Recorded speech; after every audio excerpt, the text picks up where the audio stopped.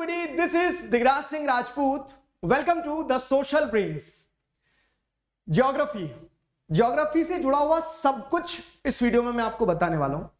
सब कुछ से मेरा तात्पर्य यह है कि हर वो बेसिक इंपॉर्टेंट चीज जो एक स्टूडेंट को, एक एस्पिरेंट को पता होना चाहिए जब वो ज्योग्राफी की बात करता है। क्या पढ़ना है, कैसे पढ़ना है, कितना पढ़ना है। बेसिकली ज्योग्राफी क्या है, वो geography is explained in this video. How to study geography. इस वीडियो के माध्यम से हम ज्योग्राफी का श्री गणेश कर रहे हैं।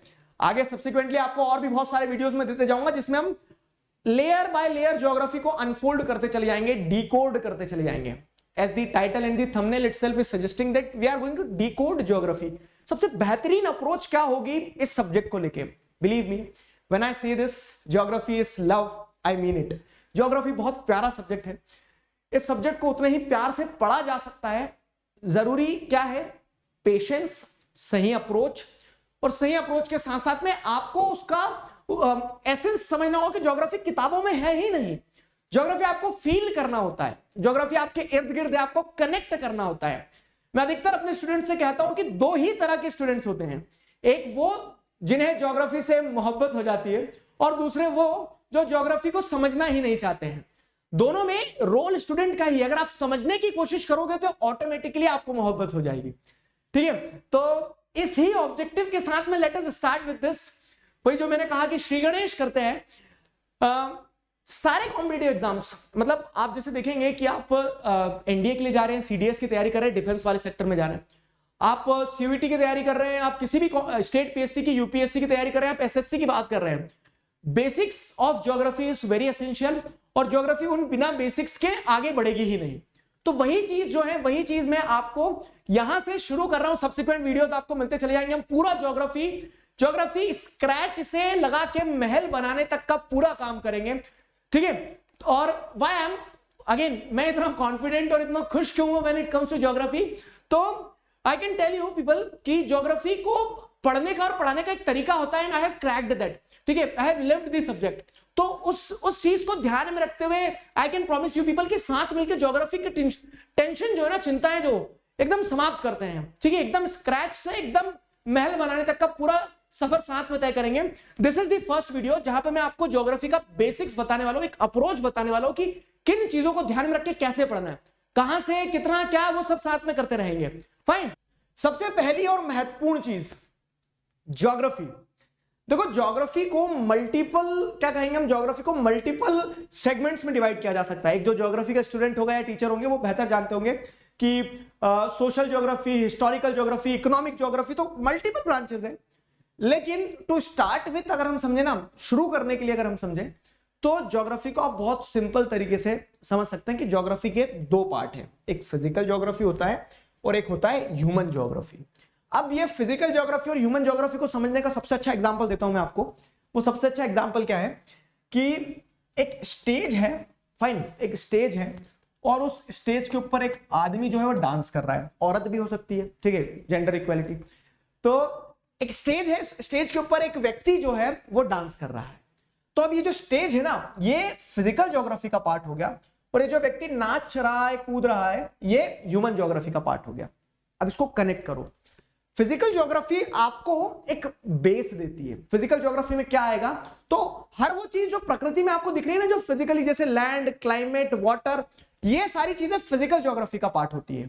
पेड़ पौधे, जैसे ज्योग्राफी एंड इन्वायरमेंट। अधिकतर कॉम्पिटिटिव एग्जाम्स में, जैसे यूपीएससी में आप देखेंगे क्या होता है, सब्जेक्ट ऐसा दिया जाता है, ज्योग्राफी एंड इन्वायरमेंट का पेपर होता है। ज्योग्राफी एंड इन्वायरमेंट, तो इन्वायरमेंट कहां फ्लरिश हो रहा है, उसे बेस कहां मिल रहा है, वही फिजिकल ज्योग्राफी पे मिल रहा है। फाइन। तो physical geography covers that physical part of the geography. जो प्रकृति का है ना, जो प्रकृति का है, वो फिजिकल पार्ट ऑफ ज्योग्राफी जो है वो किस में आएगा, वो फिजिकल ज्योग्राफी में आएगा। और शुरू अगर हमें करना है ज्योग्राफी के बेसिक्स को समझना है अगर हमें, तो ज्योग्राफी के बेसिक्स ये फिजिकल ज्योग्राफी पढ़ के ही हम शुरू करेंगे। पहले ह्यूमन ज्योग्राफी पे नहीं आएंगे, पहले हम फिजिकल ज्योग्राफी पे आएंगे। तो जैसे एनुअल फंक्शन शुरू नहीं होता, उसके पहले क्या स्टेज तैयार होता है। नाचने गाने के लिए बच्चे तो बाद में रेडी होते हैं।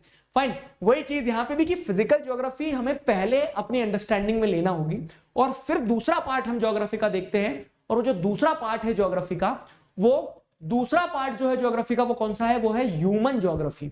ह्यूमन ज्योग्राफी क्या है? तो अब जैसे देखेंगे कि फिजिकल ज्योग्राफी जो है, तो फिजिकल फीचर्स, वो प्लेन, वो प्लेटू, वो नदी, वो पहाड़, वो अपनी जगह पे इंटैक्ट है, ठीक है। अब हुआ क्या है कि over the period of time अलग अलग ह्यूमन सिविलाइजेशंस आई हैं, किसी ने मिनरल्स एक्सप्लोर करे, किसी ने खेती करना शुरू करी, किसी ने ट्रेड किया, किसी ने ट्रांसपोर्टेशन किया, किसी ने इंडस्ट्रीज लगाई।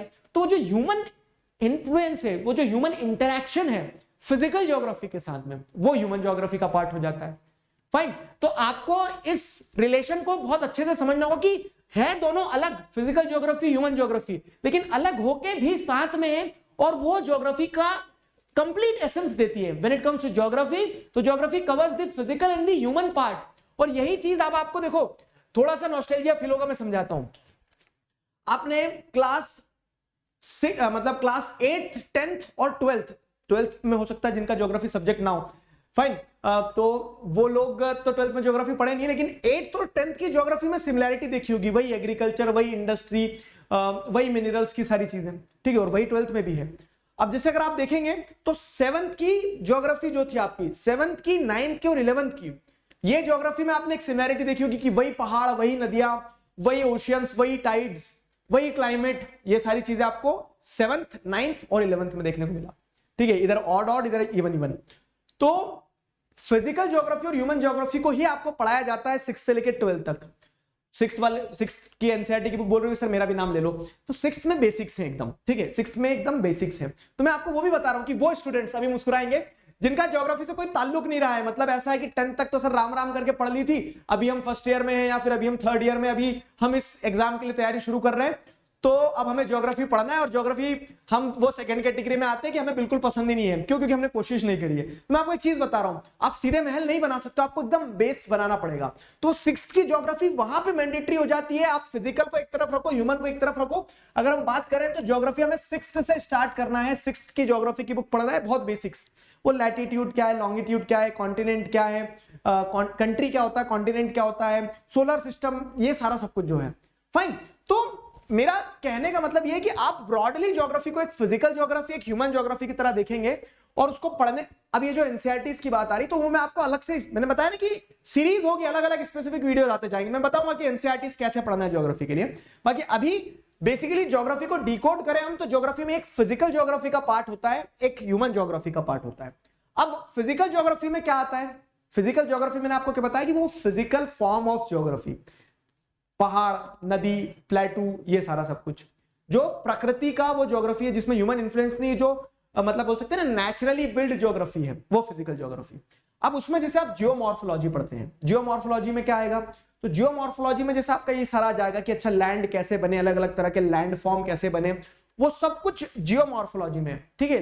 तो जमीन वाला जो ज्योग्राफी का जो जियो है ना मतलब जो मेनली हम देख के चलते हैं, तो जियोमॉर्फोलॉजी, लैंड फॉर्म बनना, बिगड़ना, अलग अलग तरह के लैंड फॉर्म, अलग अलग तरह की एक्टिविटीज, वो सब इसमें आ जाएगा, फाइन। इसके अलावा जैसे आप देखेंगे तो अब क्या है कि उस लैंड फॉर्म के ऊपर क्लाइमेट इंफ्लुएंस कर रहा है। क्लाइमेट एक इंपॉर्टेंट चीज होती है, एटमॉस्फेयर होता है, एटमॉस्फेयर में सोलर इंसुलेशन होता है, ये सारा सब कुछ, तो वो क्लाइमेट मतलब रेनफॉल, विंड्स, ये सारा सब कुछ क्या है, क्लाइमेटोलॉजी में आ जाता है, ठीक है। तो अब आपको ये अलग अलग नहीं पढ़ना है, सारा सब कुछ इंटीग्रेटेड है। मैं आपको डिकोड करके दे रहा हूं कि ज्योग्राफी में, फिजिकल ज्योग्राफी में आप जमीन, जैसे अगर आप बायोस्फीयर की बात करें तो उसमें क्या है, बायोस्फीयर में लिथोस्फीयर हो गया, लैंडफॉर्म, ठीक है, एटमॉस्फेयर हो गया तो वो क्लाइमेट वाली सारी चीज, और फिर उसके बाद में क्या होता है, हाइड्रोस्फीयर होता है, तो वो ओशियनोग्राफी। और ये सारी चीजें मिलकर क्या बनाती है, लाइफ फॉर्म को पॉसिबल बनाती है। क्या? वायु, पृथ्वी और जल, इन तीनों चीजों से क्या बनता है, इन तीनों चीजों से लाइफ फॉर्म पॉसिबल होता है, तो बायोजियोग्राफी हो गया, ठीक है। Geography and environment